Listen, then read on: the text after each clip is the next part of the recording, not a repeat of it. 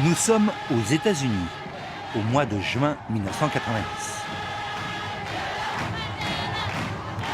Nelson Mandela est en tournée dans plusieurs villes américaines, où il reçoit un accueil triomphal.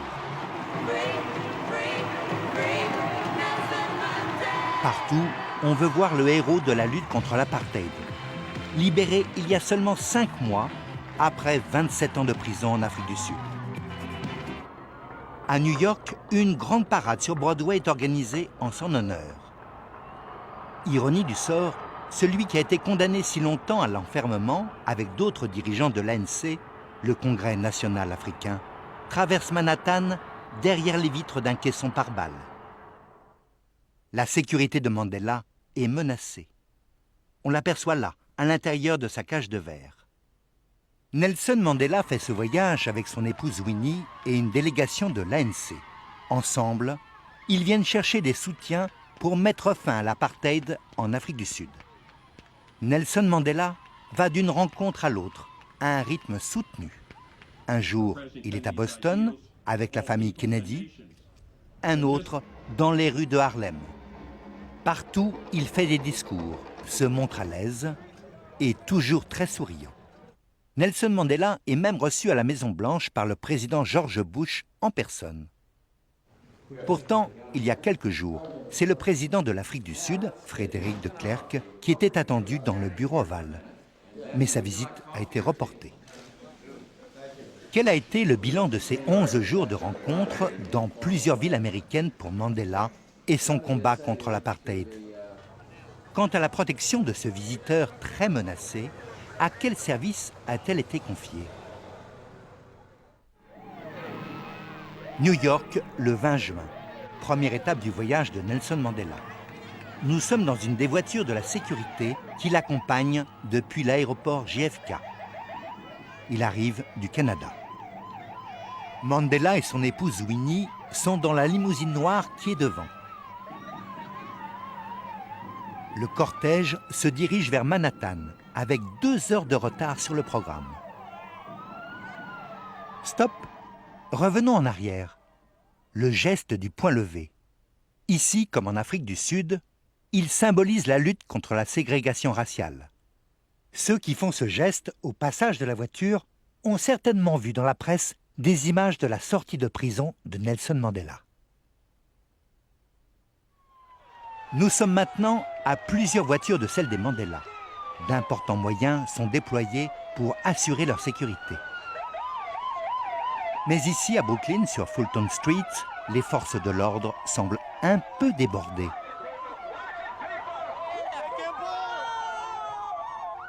Le cortège se dirige maintenant vers le pont de Brooklyn.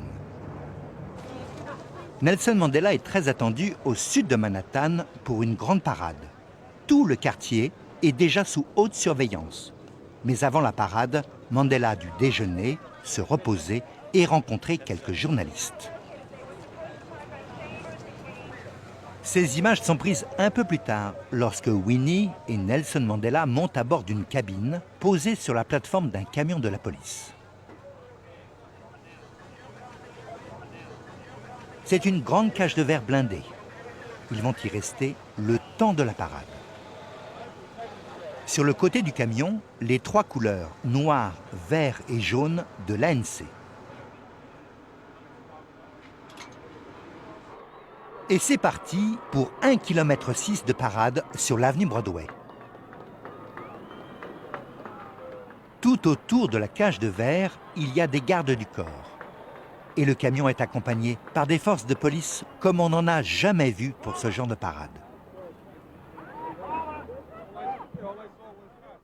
Avec cette photo prise de haut, on peut observer l'organisation de la protection rapprochée. Autour de la cage de verre, ils sont 8. Autour du véhicule, en civil, ils sont une 30aine. Et au-delà, en uniforme de la police, rien que sur cette image, on peut compter 45 agents. En tout, la mairie a prévu plus de 12 000 personnes pour assurer la protection du couple Mandela pendant son séjour. Et elle a maintenu cette parade, malgré de nombreuses menaces d'attentats.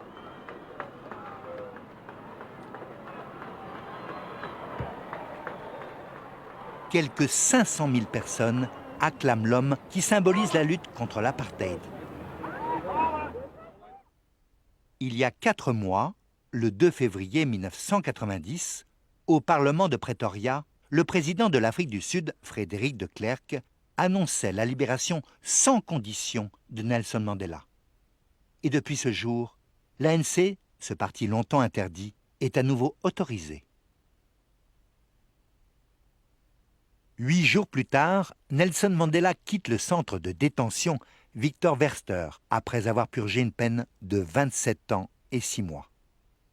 Il était prévu qu'il passe le poste de garde en voiture. Changement de programme. Pour que la presse puisse faire ses images, Mandela sort à pied. Il donne la main à Winnie, son épouse. Les responsables de l'ANC auraient préféré qu'il soit seul, car de graves accusations pèsent sur elle. Mais Nelson Mandela a tranché en sa faveur.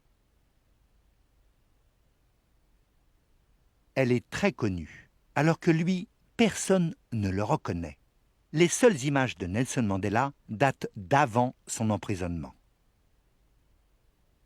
Nelson Mandela estime que les concessions du gouvernement de De Klerk ne sont pas suffisantes. Le soir même, dans la ville du Cap, il déclare sa détermination à mettre fin par tous les moyens possibles à la politique d'apartheid. Cette ségrégation raciale imposée par des Blancs depuis 1948. Revenons sur l'avenue Broadway, le 20 juin 1990. Que les reporters soient d'un côté ou de l'autre de l'avenue, à cause de la cage de verre, ils ont du mal à faire des images des Mandela pendant plus de quelques instants. Stop! Assis avec eux, à droite, c'est David Dinkins. Il est depuis peu le premier maire noir de New York. Très engagé contre l'apartheid, Dinkins tenait beaucoup à ce que cette parade ait lieu. Selon la tradition, le trajet va de Battery Park à la mairie de New York. Il est surnommé le Canyon des héros. Ces images ont été filmées sur le début du parcours. Le reporter s'est placé exactement là, où il y a 63 ans, en juin 1927, un caméraman avait fait ses prises de vue. Ce jour-là, sous un déluge de confettis, il y avait parade en l'honneur du jeune Charles Lindbergh après sa première traversée de l'Atlantique en avion. 1750 tonnes de papier avaient été déversées sur son passage. Un record dans l'histoire des parades de New York. C'était le temps où la bourse de Wall Street pouvait fournir quantité de rouleaux de papier utilisés jour après jour pour les téléscripteurs. En 1990, la bourse de Wall Street est informatisée. Alors, la mairie de New York a dû acheter du papier. Comme toujours, le trajet de la parade se termine à l'hôtel de ville. Et c'est à David Dinkins que revient l'honneur de remettre les clés de la ville à Nelson Mandela. Plus tard, dans la journée, au nord de Manhattan, les journalistes attendent Nelson Mandela à Gracie Mansion, la résidence officielle de Monsieur le maire. La sécurité autour de la maison a été grandement renforcée, car le couple Mandela y est invité pour 3 jours. Il est prévu que Nelson Mandela revienne le plus souvent possible ici pour se reposer. Le bruit court déjà qu'il a annulé des rendez-vous pour raison de santé. Aussi, dès le lendemain matin, Mandela tient à montrer à la presse qu'il est très en forme. Well, I would like to know where they come from. Do I look like a tired man? La deuxième journée à Manhattan s'annonce chargée. Voici le programme. Départ de Gracie Mansion à 7h15. Direction Harlem pour 2 réunions et recevoir un chèque très généreux. Puis service religieux à l'église de Riverside. Retour à Gracie Mansion pour interview, déjeuner, repos. Retour à Harlem au City College pour une émission de télévision. À nouveau Gracie Mansion pour se reposer et encore à Harlem pour une importante cérémonie. Discours dans le Bronx, au Yankee Stadium, et retour à Gracie Mansion tard le soir. Soit une journée de 16 heures bien remplie. Revenons au rendez-vous du Yankee Stadium. 80 000 personnes l'attendent avec impatience.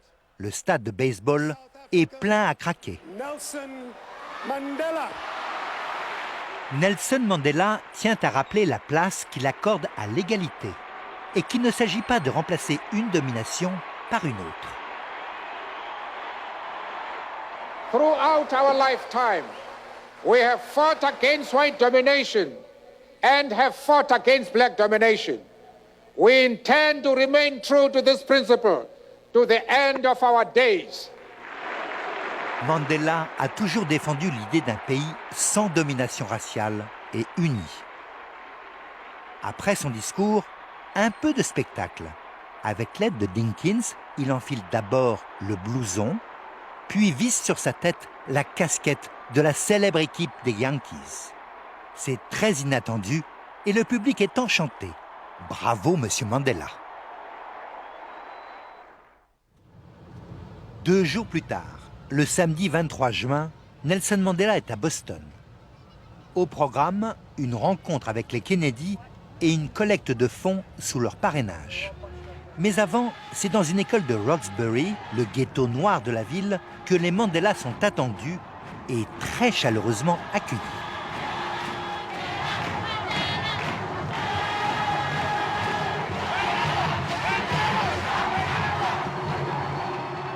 Revoyons ces dernières images. Pas simple de garder le sourire quand on sait qu'une visite de Winnie à la cathédrale Saint-Paul vient d'être annulée à cause d'une alerte à la bombe. Mais ils font comme si de rien n'était. Pas question d'inquiéter tous ceux qui sont venus les écouter. Un peu plus tard, ambiance très différente avec les Kennedy. Devant une caméra parfaitement bien placée, Ted Kennedy offre à Nelson Mandela un buste de son frère, le président assassiné à Dallas en 1963. À droite, on reconnaît Jackie Onassis Kennedy. Et là, c'est Joseph, fils de Robert, ancien ministre assassiné lui aussi.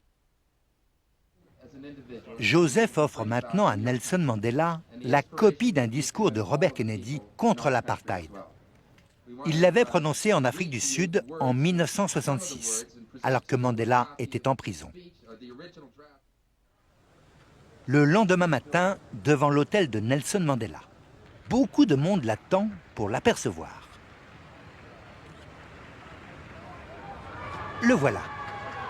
Avec tous ceux qui l'entourent et le protègent, pas toujours facile de le filmer. Parfois, il faut savoir se faufiler. Les chaînes de télévision locales et nationales demandent tous les jours plus d'images de Mandela. 5e jour aux États-Unis, Washington. Depuis le début du voyage, Mandela et sa délégation sont transportés par une petite compagnie américaine, rachetée par un homme d'affaires qui s'appelle Donald Trump. À gauche, avec lunettes noires, c'est l'un des gardes du corps qui accompagne la délégation. Regardez, à peine la passerelle approchée, il est déjà à la porte de l'avion. Celui qui lui parle à l'oreille, c'est le chef de la protection. Le voilà pendant la rencontre avec les Kennedy. Au Yankee Stadium et ici, à Harlem. Lui, il ne quitte pas les Mandela d'une semelle. Il dirige une équipe de 100 personnes pour le DSS, le service de sécurité du ministère des Affaires étrangères. Des partisans ont été autorisés à approcher. Leurs drapeaux sont aux couleurs de l'ANC. Parmi eux, voici Walter Fauntroy, ancien compagnon de lutte de Martin Luther King. Lui, c'est Randall Robinson, engagé depuis longtemps dans la lutte contre l'apartheid. C'est l'un des organisateurs du voyage. Comme on peut le remarquer, Nelson Mandela descend les marches avec difficulté. Il souffre des séquelles d'une blessure au genou qui remonte aux années de travaux forcés à Robben Island. Pour ceux qui font des images, comme pour ceux de la sécurité, dès qu'il y a foule, ça se complique. Oh là, revoyons ça. À droite, le chef de la protection rapprochée n'hésite pas à écarter un peu brutalement Randall Robinson pour rester au plus près de Nelson Mandela. Même ici, il y a des menaces d'attentat. C'est dans un hôtel en centre-ville, très proche de la Maison Blanche, que les Mandela et la délégation vont séjourner.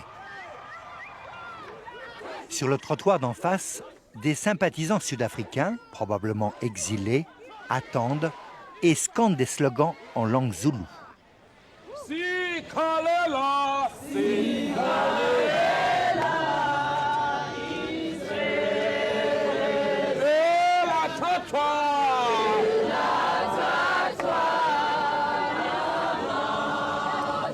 Mabayeke,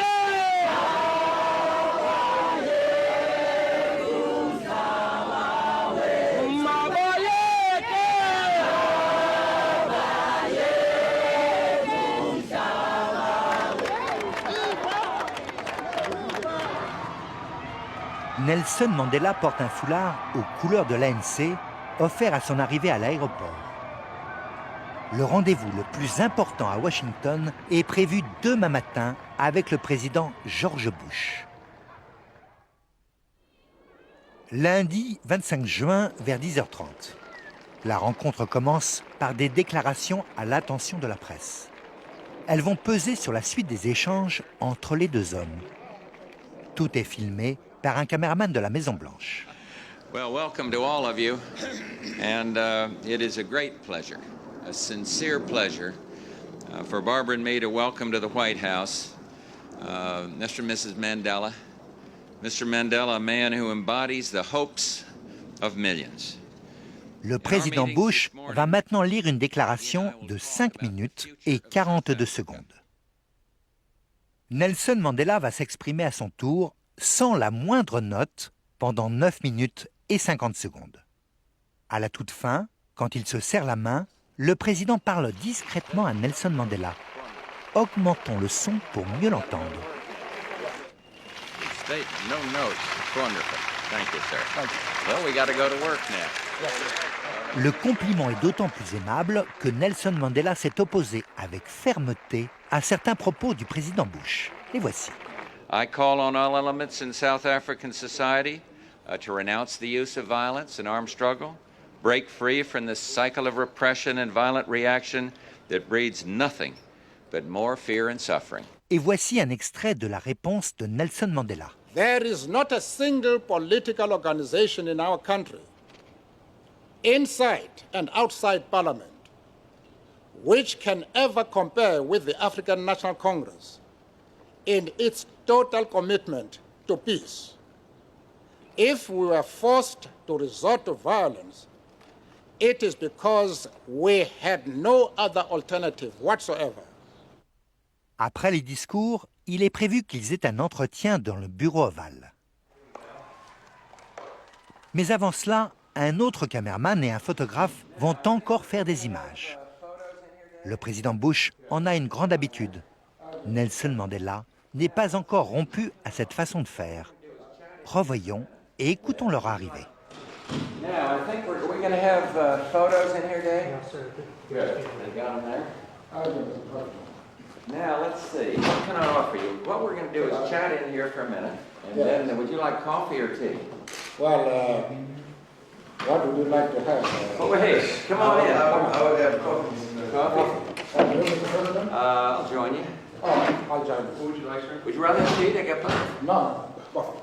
Coffee, I think, all around. Well, that was a good statement, and it got out. What's the time now? So we. Un instant. Le président semble s'agacer. Est-ce à cause du retard sur l'horaire prévu ou des remarques de Mandela sur son discours? No, but I mean in terms of how long to talk here.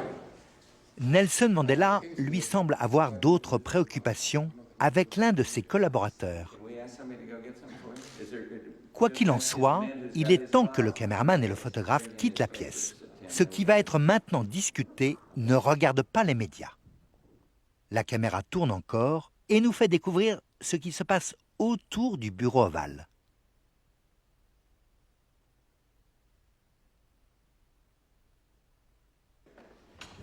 Une heure plus tard, le caméraman et le photographe sont rappelés pour faire d'autres images.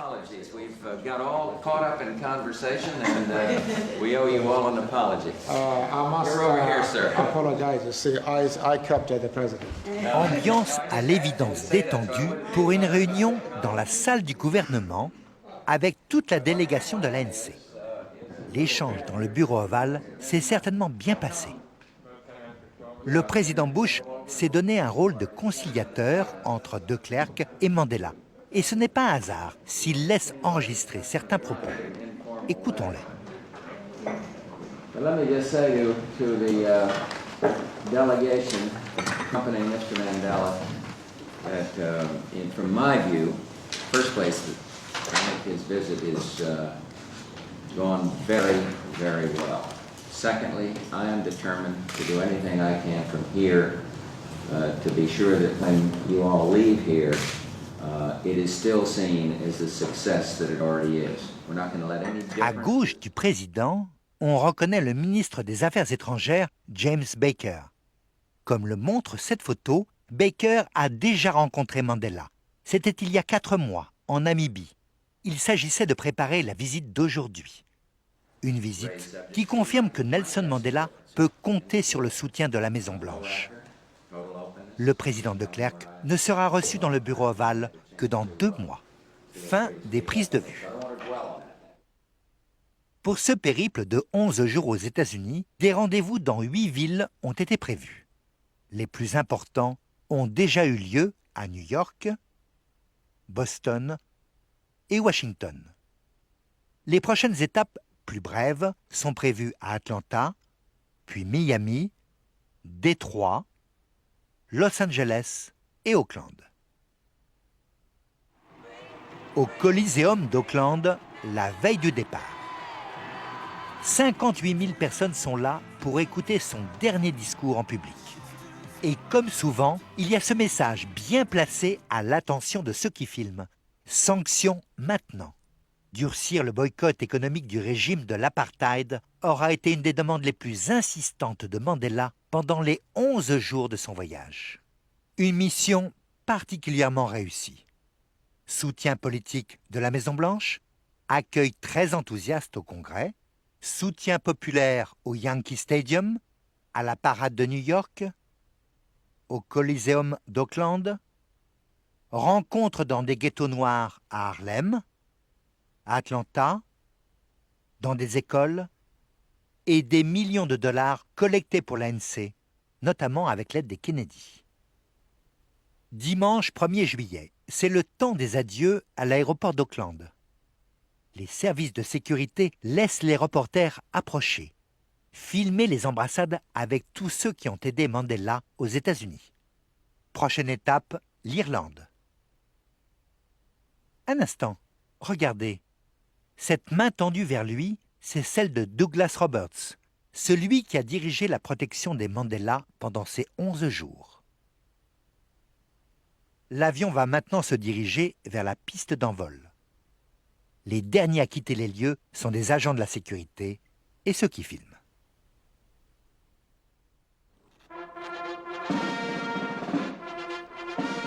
Quatre ans plus tard, en octobre 1994, à la Maison-Blanche. Ladies and gentlemen, the President of the United States and Mrs. Clinton. Bill Clinton, le nouveau président des États-Unis, et son épouse, Hillary Clinton, se préparent à accueillir Nelson Mandela, président de la République d'Afrique du Sud, depuis 5 mois. Cette fois, Nelson Mandela est ici en visite d'État.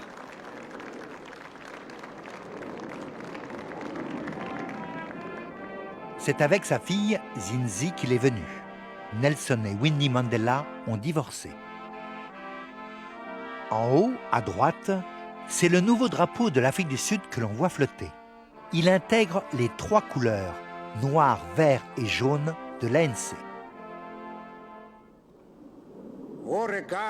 De retour, 4 ans après sa première visite, Nelson Mandela symbolise aujourd'hui la fin définitive de l'apartheid en Afrique du Sud.